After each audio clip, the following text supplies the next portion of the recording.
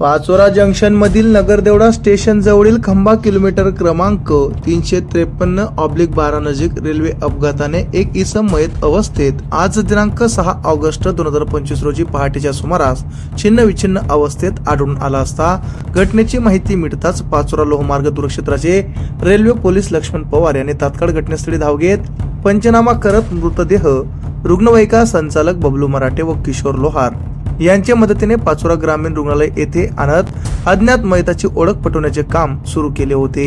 या दरम्यान मयताची ओळख पटली असून मयत हा वडगाव तालुक्यातील कनाशी येथील राकेश पाटील हा 45 वर्षीय इसम असून मिळेल ते काम करून तो आपल्या परिवाराचा उदरनिर्वाह चालवित होता। त्याचे पश्चात आई वडील बहीण भाऊ असा परिवार असून उद्या दिनांक 7 ऑगस्ट 2025 रोजी सकाळी 10 वाजता कराशी येथील राहतेघरून त्याची अंत्ययात्रा निघणार आहे।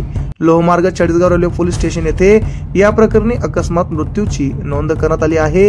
या घटनेने परिसरात शोककळा पसरली आहे। आमच्या चॅनलला लाईक करा, सबस्क्राईब करा, बेल आयकॉनवर क्लिक करा आणि हो शेअर करायला विसरू नका।